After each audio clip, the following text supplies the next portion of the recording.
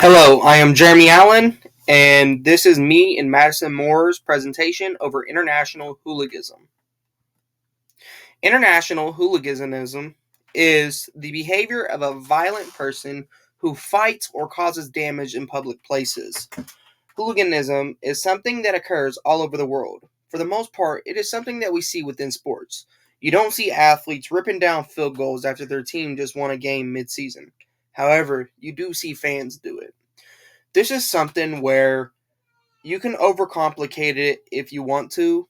However, fans do certain things for certain reasons. For instance, when Alabama and Tennessee played this previous season in football, Tennessee finally beat Alabama, and the fans stormed the field, ripped down the field goals, and threw them in the river. That is an act of hooliganism.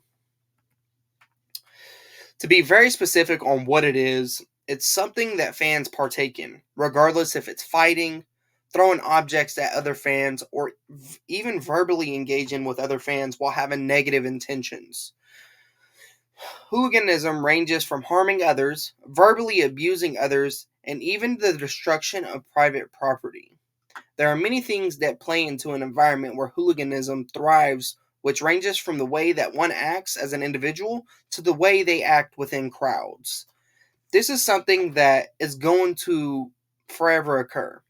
However, it is something that it takes one person to start a situation that turns that situation into 300 or 400 people.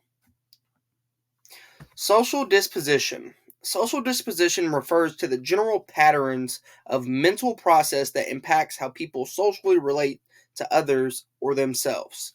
It ranges from somebody being caring, nice, accepting, friendly, all the way to being moody, insecure, angry, as well as dissatisfied. International hooliganism has a very negative social disposition. The reason for that is because what occurs when hooliganism happens. When we take a look at a broader view, we can see that hooliganism is very, very negative in multiple aspects. However, what I believe it can possibly be is the term cocky. Fans have this notion that their team is the best team and they're willing to go to war for that idea. When we look at the usual causes, there are many causes to what gets hooliganism all riled up. I like to call a few of these things I'm about to list accelerators: alcohol, rivalries, and political reasons. Each one of these things I just listed can create a negative situation all by one's response. My favorite one out of these is alcohol. Alcohol can lower one's abilities to contain themselves and can lead to them being part of hooliganism. Alcohol is something where if you drink enough of it, you tend to get into this blackout phase. A lot of these fans, they'll get into this blackout phase where they don't really understand what they're doing or how they're going about a situation. Rivalries are something that is spaced out all over the world. Oklahoma and Texas is one of the biggest rivalries in college football. There has been games where the players have went blow for blow with each other. However, there has also been altercations that included fans and players. Here are other reasons that are included: large crowds, deep division undertones, and match intensity.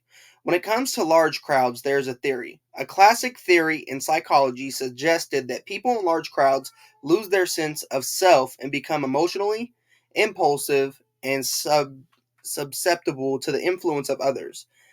As a consequence, the logic went those in a crowd become reckless, violent, and destructive.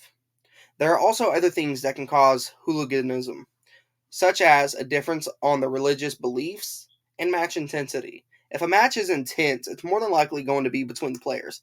However, it can correlate over into something that is possibly happening within the stands. Some of the most recent outbreaks have been all over the world. However, there's two that have occurred within the last 15 years that I personally want to point out. Soccer in Croatia has seen their fair share of hooliganism. For the last 35 years, Croatia has been a place where hooliganism thrives. There has been ethnic tensions between Croatia as well as the Serbs, which has led to the fighting amongst fans. In 2010, a large riot occurred which critically injured a police officer. In 2010, the Bad Blue Boys soccer fans hurled bananas at African American soccer players while they entered the field. The most recent hooliganism was in 2023 of August, where an AEK Athens fan was stabbed to death when the group of hooligans clashed with local fans in one of the city's suburbs. Also, there was another incident where each one of these groups were throwing stun grenades that the police officers were throwing at them, and other objects. Police made 96 arrests throughout the night until the early hours of the morning. Throughout this event, 102 Croatian fans were charged by the police.